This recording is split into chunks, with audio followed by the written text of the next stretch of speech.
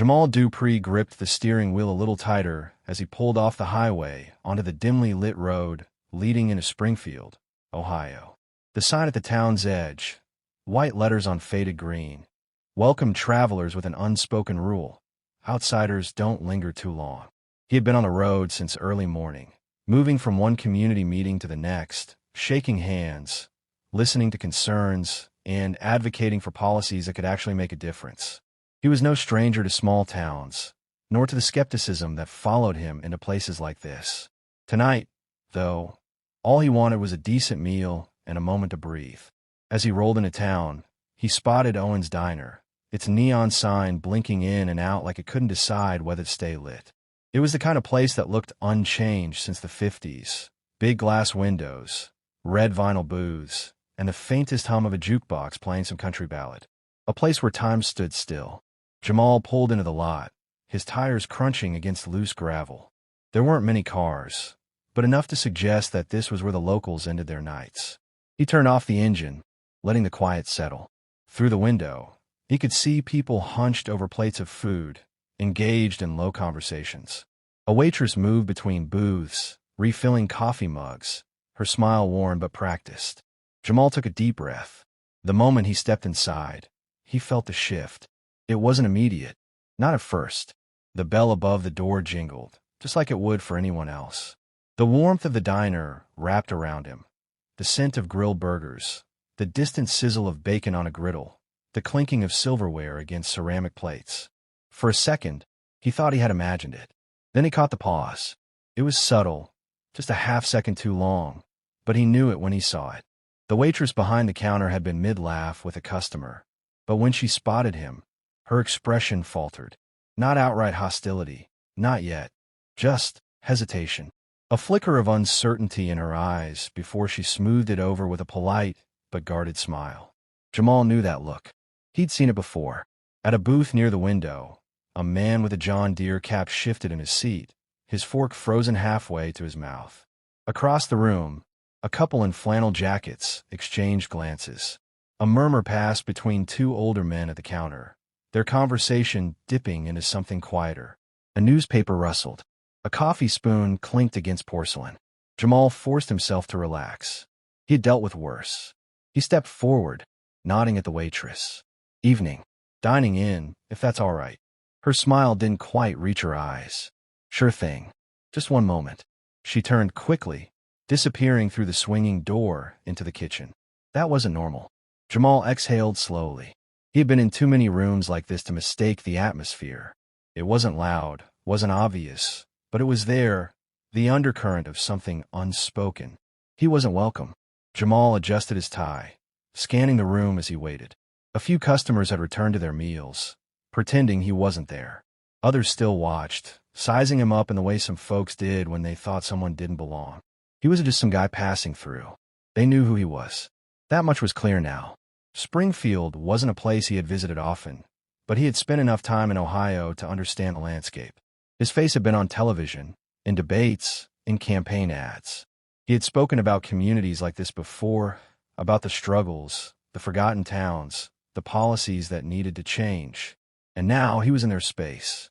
The door to the kitchen swung open, and the waitress returned. But she wasn't alone. A man followed her out, wiping his hands on a dish towel. Broad-shouldered, in his 50s, with sleeves rolled up past his elbows. His apron was stained from a long shift, and his name tag read Don. That wasn't normal, either. Jamal straightened slightly. The air in the diner thickened. Don stopped just short of the counter, looking Jamal over, not aggressively, not rudely, but in a way that made it clear he was taking stock. Jamal held his gaze, waiting. Finally, Don spoke. "I hear you're looking for a meal." Jamal nodded. "That's the idea." A pause. A beat too long. Don shifted, scratching his chin. "We're kind of busy tonight." Jamal's eyes flicked to the half-empty diner, the unclaimed booths, the waitress standing stiffly at the counter. He let the words settle, choosing his next move carefully. It wasn't the first time he had been turned away from a place that didn't want him. It likely wouldn't be the last.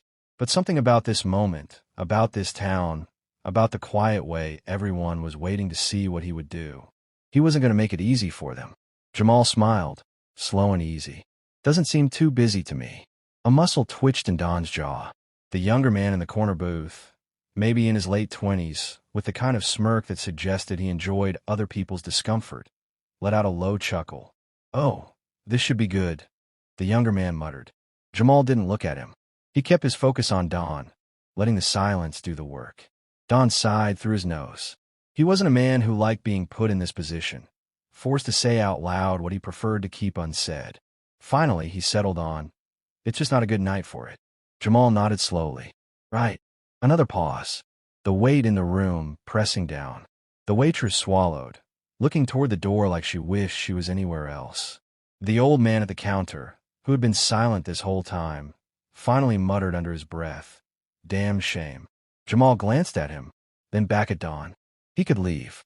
He could shake his head, turn on his heel, and walk out. That would be the easiest thing, the expected thing. But easy had never been his way. He let the moment stretch just a little longer, then spoke again.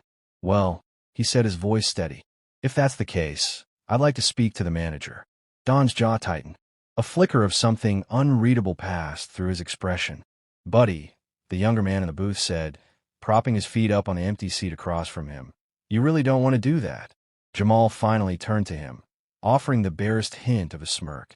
"Oh, I really do." The room held its breath. And just like that, the next move was no longer his. The diner held its breath. Jamal's words had settled into the air like an uninvited guest, and for a moment, nobody moved. The tension was thick enough to cut. The younger man in the booth, his smirk still plastered across his face, leaned back, drumming his fingers against the tabletop. The waitress shifted uncomfortably, her gaze darting between Jamal and Don, the owner. Jamal didn't blink. He had spent years in rooms like this, in moments like this, where the air crackled with the weight of something unspoken. But this was different. This wasn't just a town that didn't welcome strangers. This was a town that wanted him gone. Don exhaled through his nose, folding his arms. "Look," he said, his voice low and firm, "I don't think you understand. You need to leave." Jamal tilted his head slightly, pretending to consider the words. "And if I don't?" The room shifted. Someone coughed. A fork scraped against a plate. The younger man in the booth let out a quiet chuckle, but it wasn't amused. It was expectant, like he knew something Jamal didn't. Jamal had spent enough time in politics to recognize the undercurrent of power in a room. Some places wielded power with money, others with influence. But small towns like this, they had a different kind of power, one that wasn't written in laws or policies. It was spoken in low voices, in glances exchanged across diner counters. It was a power built on silence. And Jamal had just broken it. Don shifted his weight, the lines around his mouth deepening. "You're not from around here," he said carefully. "No," Jamal said. "But that shouldn't matter, should it?" The old man on the counter, who had muttered "damn shame" a moment earlier, shook his head slightly, staring into his coffee like he wanted no part of this. The waitress, still clutching her notepad, took a half step back toward the kitchen, as if retreating. Jamal caught the movement. She was afraid. Not just nervous, afraid. That told him everything he needed to know. The younger man in the booth stretched his arms over his head, his smirk widening. "You don't listen too good, do you?" he said. Jamal finally turned toward him fully. "And you talk too much." The smirk faltered just slightly, just enough to tell Jamal that he had rattled him, if only for a second. But that second was important. It meant the younger man wasn't as untouchable as he thought he was.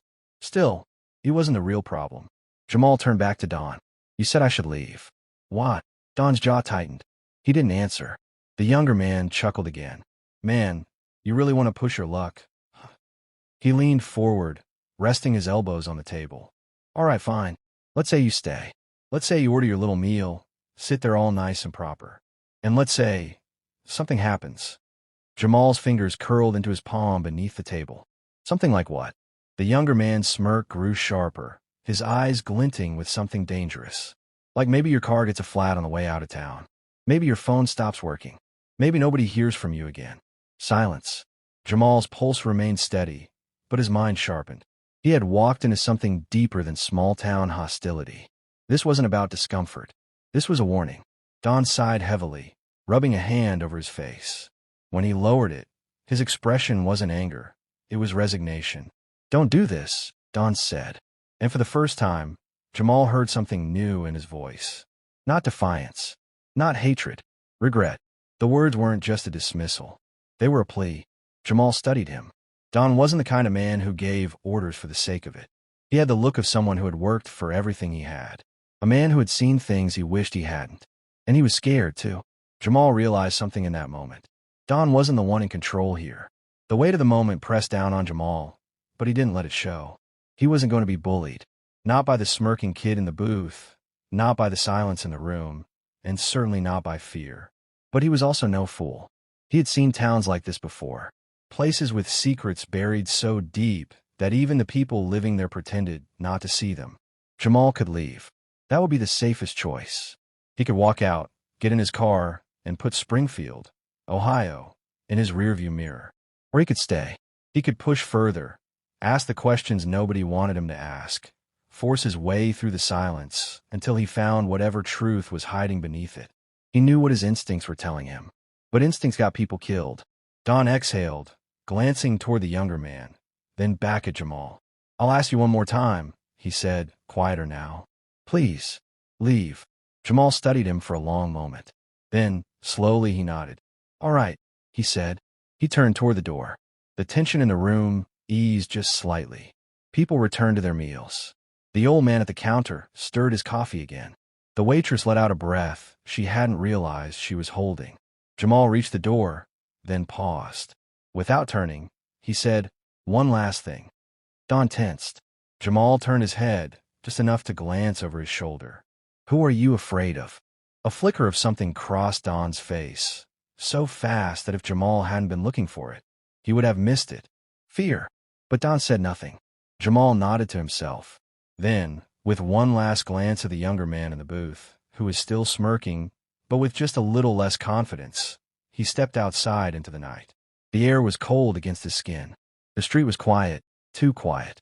Jamal walked toward his car, his senses sharp. He glanced around, noting the darkened windows of the nearby buildings, the way the streetlights flickered like they were barely holding on. He could feel it. He was being watched. Slowly, he unlocked his car, sliding into the driver's seat. He sat there for a moment, gripping the steering wheel, running over everything that had just happened. He should drive away. He should leave. But he didn't start the car. Instead, he reached into his pocket, pulling out his phone. He checked for service. Full bars. That was something. He opened his contacts, scrolling down until he found the name he was looking for. He tapped it. A voice answered on the second ring. "Jamal?" A woman's voice said, surprised. "Hey, Alex," he said, his voice steady. "I need you to look into something for me." There was a pause. "Then what kind of something?" Jamal glanced back at the diner through the windshield. "The kind that makes people disappear." Jamal sat in his car, gripping the steering wheel, his mind racing. Springfield, Ohio, wasn't just another small town with an attitude. It was something more. Something wrong. The way Don had looked at him, pleading, almost resigned, told him everything he needed to know. People here didn't just want him to leave. They needed him too. He glanced at his phone screen. Alex hadn't responded yet. He knew she would, but he also knew it might take time. Whatever this was, it wasn't going to show up in a simple Google search. Outside, the street was quiet. Too quiet. Jamal let out a slow breath, glancing at the rearview mirror. The diner's neon sign flickered behind him, casting jagged red light across the wet pavement. A few blocks down, a streetlight buzzed faintly, struggling to stay lit. But it wasn't the dimness that put him on edge. It was the feeling, that creeping sensation at the back of his neck, like unseen eyes were watching. Jamal had spent years in dangerous places, cities where back alleys and shadowed corners hid more than just secrets. He knew the signs when someone was watching. And right now, someone was. He shifted his gaze to the side mirror, keeping his expression neutral. At first, he saw nothing but the empty street. Then, movement, just for a second. A shadow, slipping between buildings. Someone was watching him. Jamal's fingers tightened around the steering wheel. His instinct screamed for him to turn the key, to get out of town while he still could. But he didn't. Instead, he inhaled deeply and reached into the glove compartment, pulling out a small flashlight. He flicked it on, casting a beam of light into the darkness beyond the diner. Nothing. Jamal narrowed his eyes. Whoever was out there, they were good at staying hidden. But they had made one mistake. They had let him see them. He turned off the flashlight, shoving it back into the glove compartment. Then, with practiced ease, he opened the car door and stepped out into the night. The cold air wrapped around him like a warning. Jamal walked slowly, casually, like he wasn't searching for someone. His footsteps echoed lightly against the pavement as he moved toward the alley beside the diner. He stopped just short of the entrance. The alley was narrow, the kind that would swallow a man whole if he weren't careful. The shadows ran deep, stretching toward him like fingers waiting to pull him in. Jamal stood there for a moment, listening. Then, in one swift movement, he stepped forward, flashlight in hand, and flicked it on. The beam of light cut through the darkness, illuminating empty space. No movement, no sound. Jamal frowned, sweeping the light from one side of the alley to the other. There was nothing here, just damp pavement, old crates stacked against the wall, and a dumpster pushed against the far end. But he had seen someone. He was sure of it. A faint rustling sound came from behind him. Jamal whirled, but the street was just as empty as before. His pulse remained steady, but his mind sharpened. Whoever it was, they were fast. Either that, or they knew this town better than he did. Which of course they did. Jamal exhaled slowly. He had spent too much time in war zones to ignore the warning signs. This wasn't paranoia. This was real. And it wasn't over. Jamal turned and walked back to his car, forcing himself not to look over his shoulder. If someone was watching, he wouldn't give them the satisfaction of knowing they had rattled him. He slid into the driver's seat and shut the door. Then he saw it. A small slip of paper, wedged beneath his windshield wiper. Jamal stared at it for a moment, then reached for it cautiously, unfolding it in his hands. The words were written in uneven, hurried letters. "Leave now, before it's too late. Asterisk asterisk." Jamal's jaw tightened. So this wasn't just about making him want to leave. Someone was trying to save him. Or maybe they were just trying to scare him. Either way, he wasn't leaving. Not yet. His phone buzzed in his lap. Jamal glanced down. A message from Alex. "Jamal, whatever you're doing, stop. I found something. Call me now." Jamal's stomach tightened. He tapped the call button, raising the phone to his ear. It rang once before Alex answered. "Tell me you're out of there," she said immediately. Jamal's grip on the steering wheel tightened. "I'm still here." A sharp exhale. "Damn it, Jamal. What did you find?" A pause. Then, Springfield, Ohio. Population, just under 2,000. But here's where it gets weird. Over the past 10 years, at least 17 people have gone missing. No bodies, no investigations, just gone. Jamal frowned. That's a lot for a town this size. "Exactly," Alex said. And the kicker? Every single missing person was either a traveler passing through or a newcomer who just moved there. Jamal's pulse ticked up. "Are there any records of what happened to them?" he asked. "No. It's like they never existed." Silence settled between them. Jamal glanced out the window, scanning the empty street. He wasn't just dealing with hostility. This town had a pattern, and he just walked straight into it. "I need you to dig deeper," Jamal said. Alex groaned. "Jamal, find out if any of the families ever spoke out. Any lawsuits, anything unusual about the police department. Something isn't right here." A long pause. "Then, fine. But if I tell you something big, you have to leave." Jamal didn't answer, because he wasn't sure if he could. Not yet. He ended the call and sat in silence for a moment, mind racing. Then, in the rearview mirror, something moved. A figure, standing beneath the flickering streetlight, half shrouded in darkness. Jamal turned his head slowly, heart pounding. The figure didn't move. It just watched. A chill ran down his spine. Whoever they weren't trying to hide anymore. Jamal knew, without a doubt. The real game had just begun. Jamal sat in his car, gripping the steering wheel, his mind racing. Springfield, Ohio, wasn't just another small town with an attitude. It was something more. Something wrong. The way Don had looked at him, pleading, almost resigned, told him everything he needed to know. People here didn't just want him to leave. They needed him too. He glanced at his phone screen. Alex hadn't responded yet. He knew she would, but he also knew it might take time. Whatever this was, it wasn't going to show up in a simple Google search. Outside, the street was quiet. Too quiet. Jamal let out a slow breath, glancing at the rearview mirror. The diner's neon sign flickered behind him, casting jagged red light across the wet pavement. A few blocks down, a streetlight buzzed faintly, struggling to stay lit. But it wasn't the dimness that put him on edge. It was the feeling, that creeping sensation at the back of his neck, like unseen eyes were watching. Jamal had spent years in dangerous places, cities where back alleys and shadowed corners hid more than just secrets. He knew the signs when someone was watching. And right now, someone was. He shifted his gaze to the side mirror, keeping his expression neutral.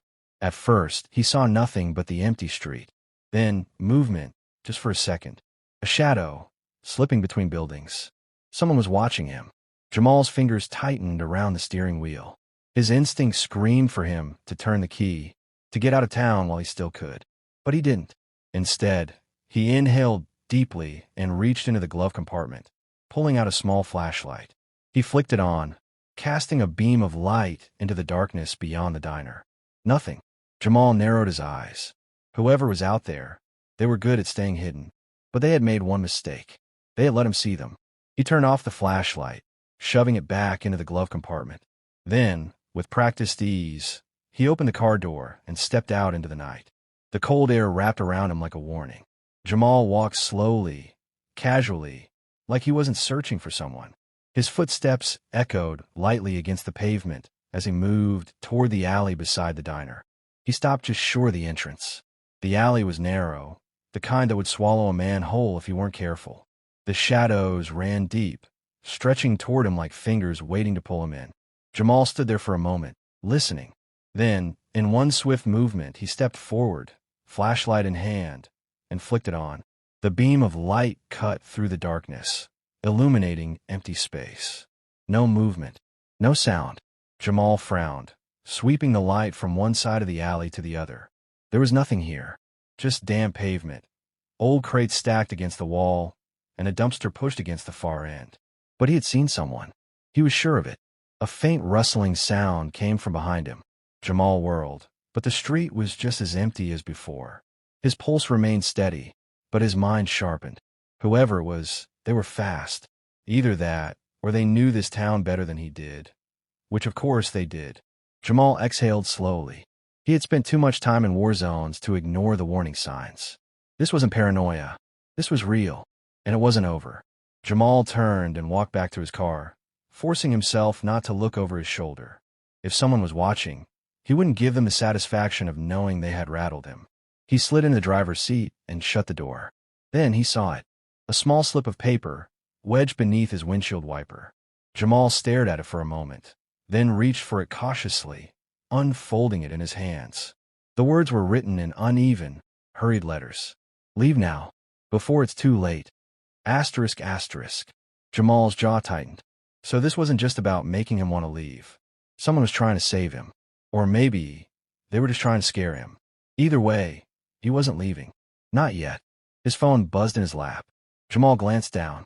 A message from Alex. Jamal, whatever you're doing, stop. I found something. Call me now. Jamal's stomach tightened. He tapped the call button, raising the phone to his ear. It rang once before Alex answered. Tell me you're out of there, she said immediately.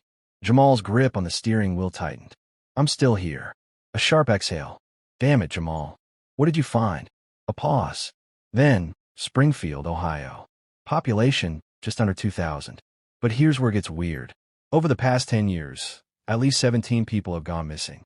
No bodies, no investigations, just gone. Jamal frowned. That's a lot for a town this size. Exactly, Alex said. And the kicker? Every single missing person was either a traveler passing through or a newcomer who just moved there. Jamal's pulse ticked up. Are there any records of what happened to them? He asked. No. It's like they never existed. Silence settled between them. Jamal glanced out the window, scanning the empty street. He wasn't just dealing with hostility. This town had a pattern, and he just walked straight into it. I need you to dig deeper, Jamal said. Alex groaned. Jamal, find out if any of the families ever spoke out. Any lawsuits, anything unusual about the police department. Something isn't right here. A long pause. Then, fine. But if I tell you something big, you have to leave. Jamal didn't answer, because he wasn't sure if he could. Not yet. He ended the call and sat in silence for a moment, mind racing. Then, in the rearview mirror, something moved. A figure, standing beneath the flickering streetlight, half shrouded in darkness. Jamal turned his head slowly, heart pounding. The figure didn't move. It just watched. A chill ran down his spine. Whoever they weren't trying to hide anymore. Jamal knew, without a doubt. The real game had just begun. Jamal's breath hitched as the words brushed against his ear. Asterisk, you shouldn't have come. Asterisk. The voice was neither angry nor welcoming. It was something else, something worse. A quiet warning, laced with fear. His grip on the flashlight tightened. The beam quivered slightly as he turned it toward the shadows inside the abandoned house. Nothing. But the feeling of being watched didn't fade. Jamal took a cautious step forward. The floorboards creaked under his weight, their groan echoing through the vast emptiness. Dust clung to the air, making it heavy, suffocating. This place felt wrong. And yet, he couldn't leave. Not yet. Jamal swept the flashlight around the room. The walls were peeling, the furniture reduced to rotting wood and shattered glass. A grand staircase loomed in the center, its railing warped with age.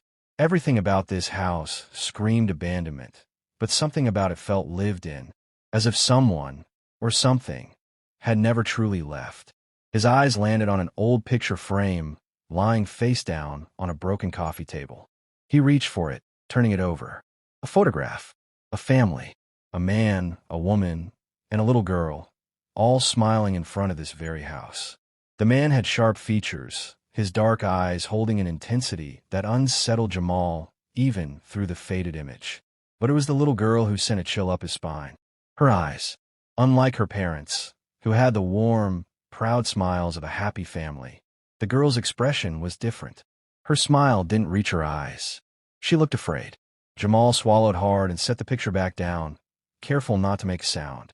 Something told him this house held more than just old furniture and dust. It held secrets. A distant sound made him freeze. A whisper. Not a voice, but something softer, like the rustling of fabric against wood. Upstairs. Jamal turned toward the staircase. His pulse pounded in his ears as he slowly ascended, his flashlight trembling slightly. Each step creaked beneath him, announcing his presence whether he wanted it to or not. The second floor stretched out before him in a long, narrow hallway, lined with doors on either side. The air here was even colder, thick with something unseen.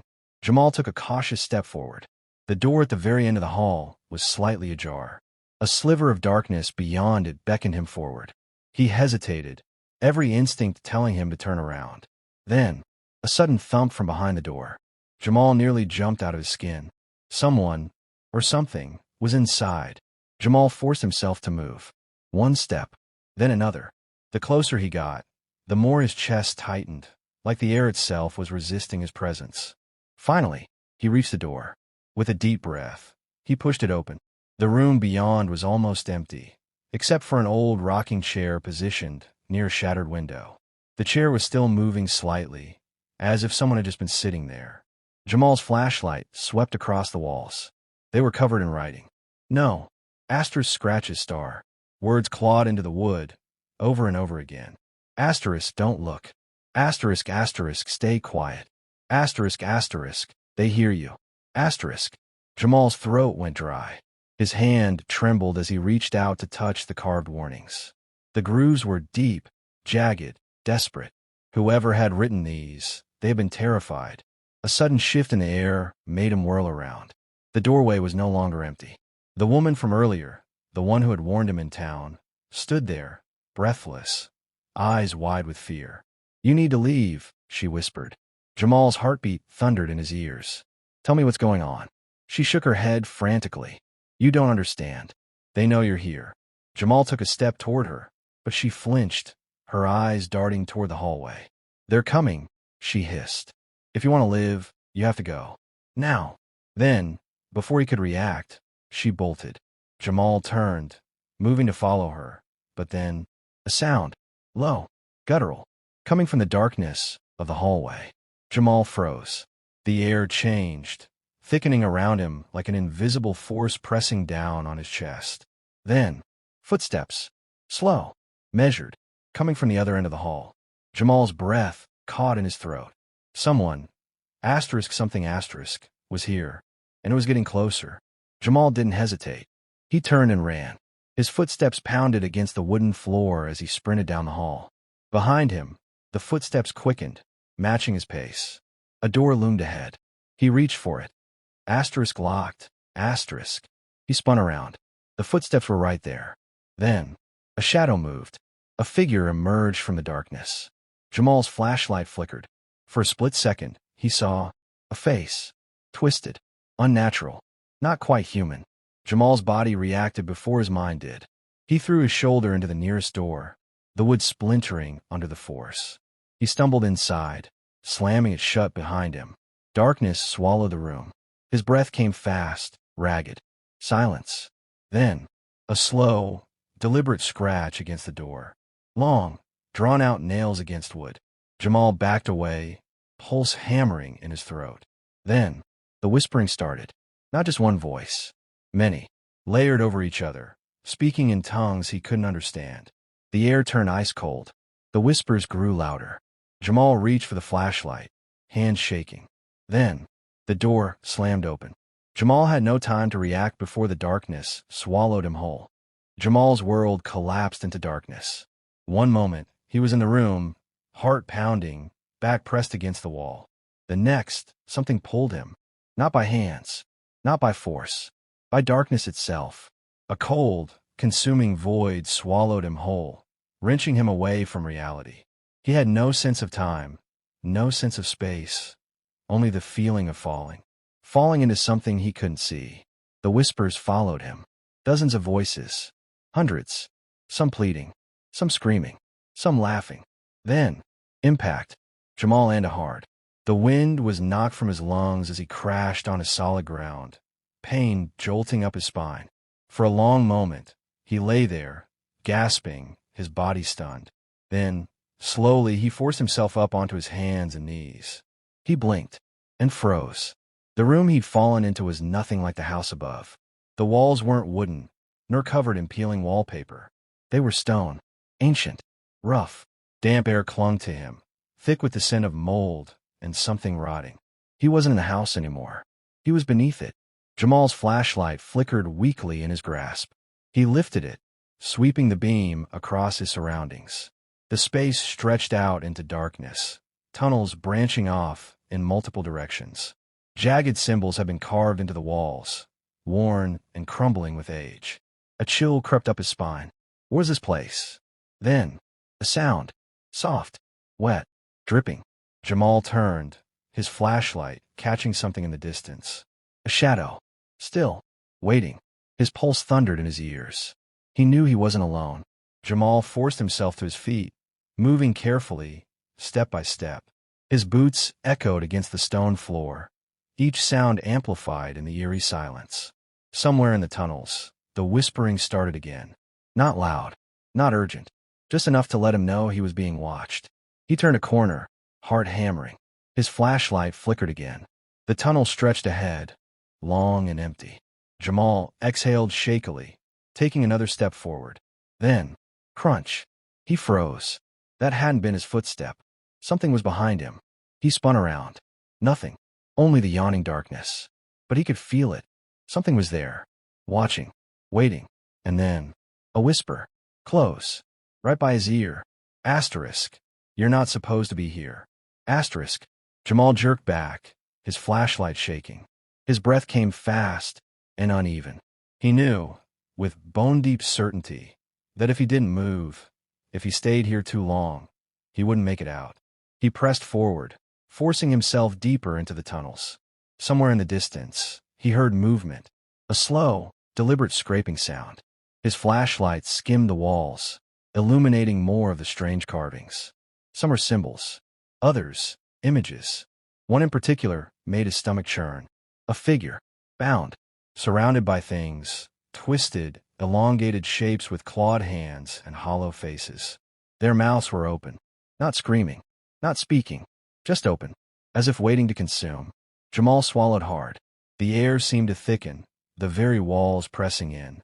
And then, a gust of cold air swept past him. Jamal turned sharply. A figure was there, standing in the tunnel, just at the edge of his flashlight's reach. Jamal's breath caught. It was the girl from the photograph upstairs. She stood motionless, her pale face barely illuminated by the weak beam of his flashlight. Her hair was tangled, her dress old and torn. But it was her eyes that froze him. They weren't blank. They weren't dead. They were pleading. "Help me," she whispered. Jamal took a cautious step forward. "Who are you?" She shook her head. "They took me." A cold dread crept into his bones. "Who?" he asked. She turned her head slightly, looking past him. Jamal hesitated, then slowly turned his flashlight. The beam landed on something. A shape. Tall. Gaunt. Standing mere feet away. It had no eyes. No lips. Only that same open mouth. Waiting. Jamal's stomach dropped. The girl whispered one final thing before vanishing into the darkness. Asterisk, run. Asterisk. Jamal ran. His boots pounded against the stone as he bolted through the tunnels. Behind him, the sound of pursuit began. A scraping. A shuffling. A gurgling noise that sent terror clawing up his throat. The thing wasn't running. It didn't have to. It was closing in any way. The tunnels twisted and turned, endless, like a maze meant to trap. Jamal took random turns, lungs burning. Then, a sliver of light ahead. A door. A way out. He surged forward. Behind him, the whispering grew louder, the air turning thick, like something unseen was trying to drag him back. The door was old, wooden, barely holding together. Jamal slammed into it. It wouldn't budge. He rammed his shoulder into it again. Behind him, the shadows moved. Something long and wrong reached for him. Jamal threw his entire weight against the door. It burst open.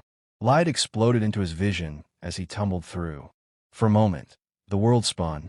Then, he hit the ground. Dirt. Grass. Fresh air. He gasped, rolling onto his back, blinking against the sudden brightness. The door behind him. Gone. As if it had never existed. Jamal lay there, chest rising and falling, the warmth of the night sky pressing against his skin. He was out, but as he stared at the house looming before him, he knew. This wasn't over. Not yet. Jamal lay on the damp grass, staring up at the night sky, his chest rising and falling in sharp, uneven breaths. His limbs ached, his heart pounded like a drum, and his mind struggled to accept what had just happened. Had he really just escaped from that place? He twisted onto his side, eyes scanning the ground where the door had been. Nothing. Only dirt and scattered leaves. It was as if the entrance to the underground tunnels had never existed. But he knew what he had seen. The girl. The thing that had chased him. The voices that had whispered his name in the dark. This wasn't over. It couldn't be. Somewhere inside that house, the answers waited. Jamal wiped a shaky hand over his face and forced himself up. His legs wobbled, his body screaming for rest. But he ignored the exhaustion weighing him down. The house loomed before him, dark and silent.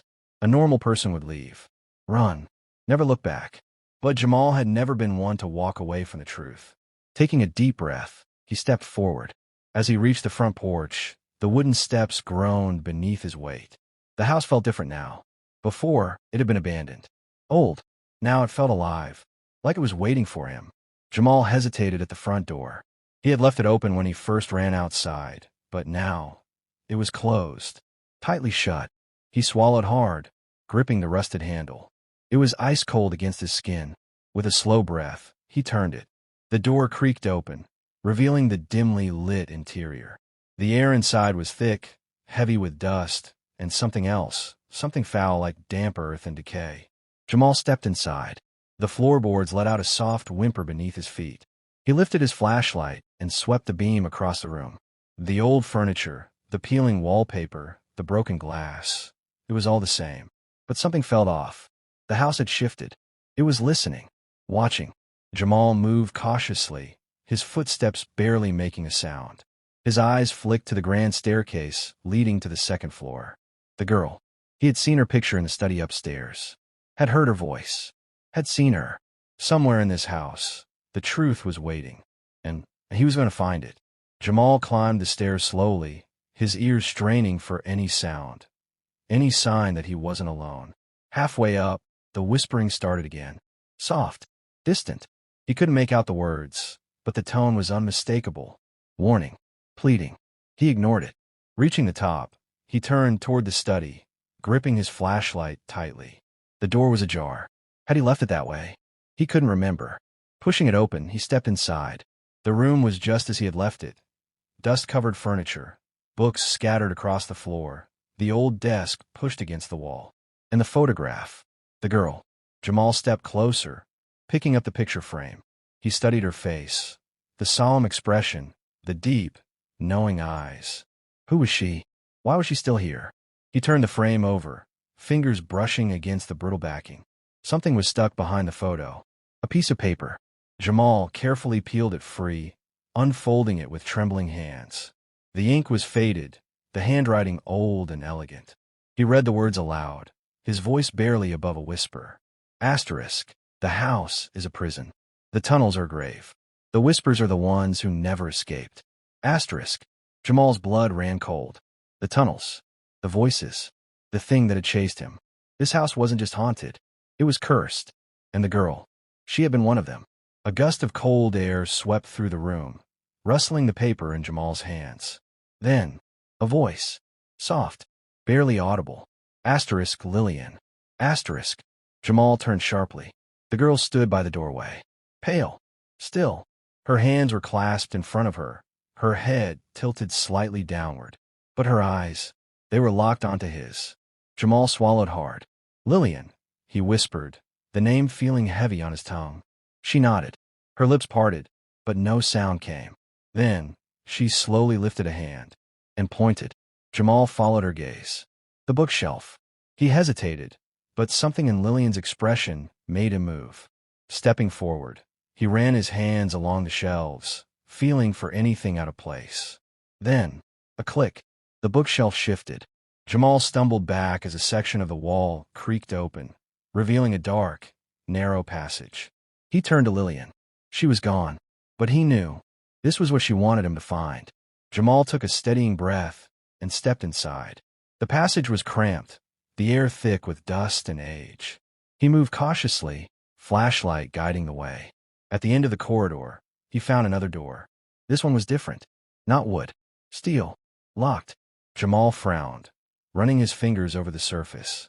The metal was cold, unyielding. But then, he noticed something. Scratched into the door. A name. Asterisk Lillian. Asterisk. Jamal's breath hitched. She had been here. Trapped. He pressed his ear against the door. Silence. Then, a whisper. Not from behind the door. From inside his head. Asterisk, open it. Asterisk. Jamal flinched, his pulse racing. He hesitated, then reached for the rusted handle.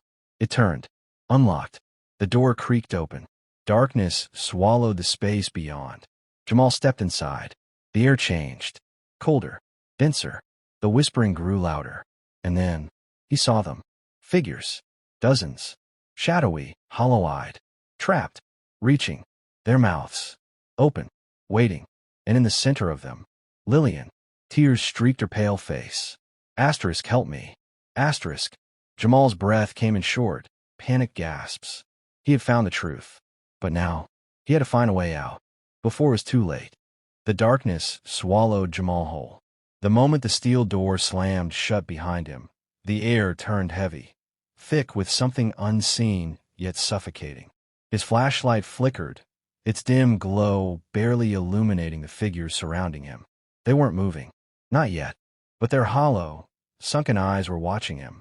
And in the center of them, Lillian stood with her arms wrapped around herself, her face pale, her eyes filled with silent desperation. Help me, she had said. Jamal's throat tightened. Ow, he croaked, his voice barely above a whisper. Her lips trembled, but before she could speak, the whispering started again. Low at first, then rising. The figures, once frozen, began to move. Jamal felt his heart slam against his ribs. He had to move. He took a step back, pressing against the cold metal door. His hand scrambled for a handle, a lock, anything. But there was nothing. No way out. The shadows crept closer, their whispers growing into a chilling chorus. Join us. Stay. You don't belong out there. Jamal clenched his fists, forcing himself to focus. The message. The note he had found. The house is a prison. The tunnels are a grave. The whispers are the ones who never escaped. He looked at Lillian. You wrote that, didn't you? She nodded, tears glistening in her dark eyes. Then tell me how we stop this. Jamal demanded. Her gaze flickered to the floor. Jamal followed her line of sight.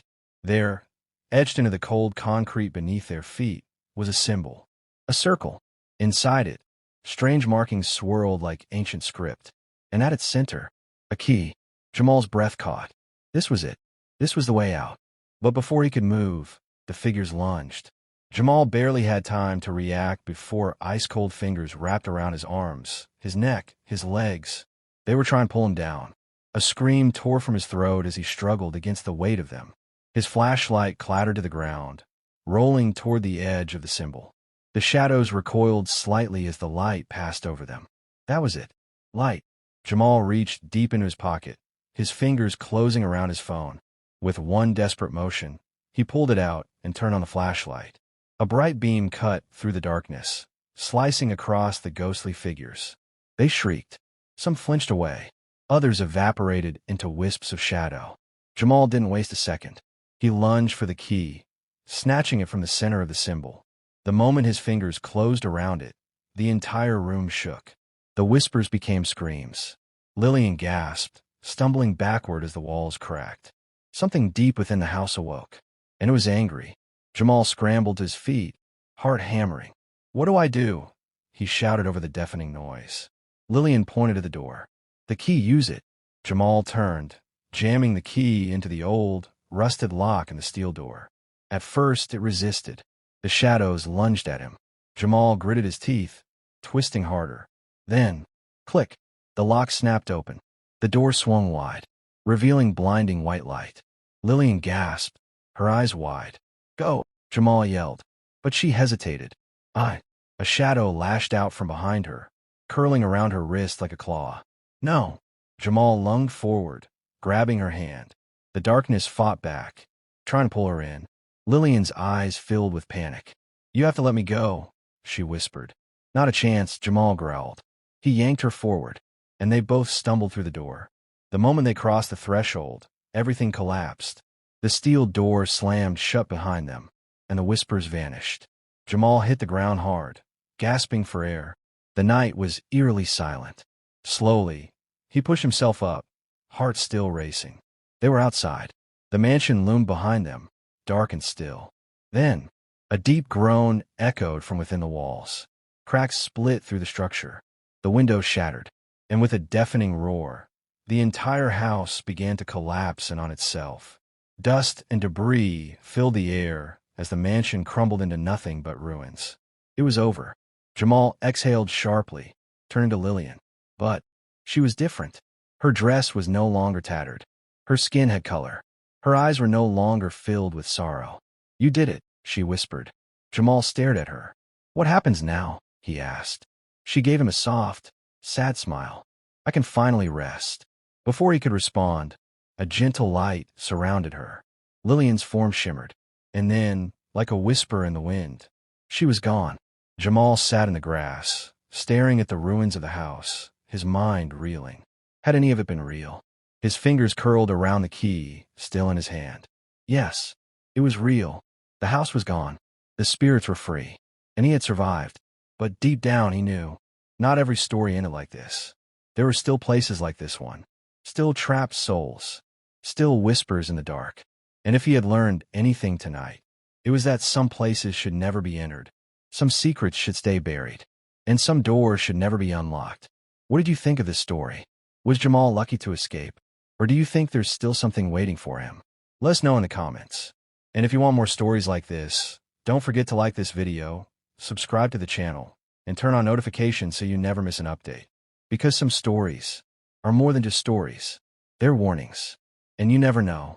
The next one might be about you.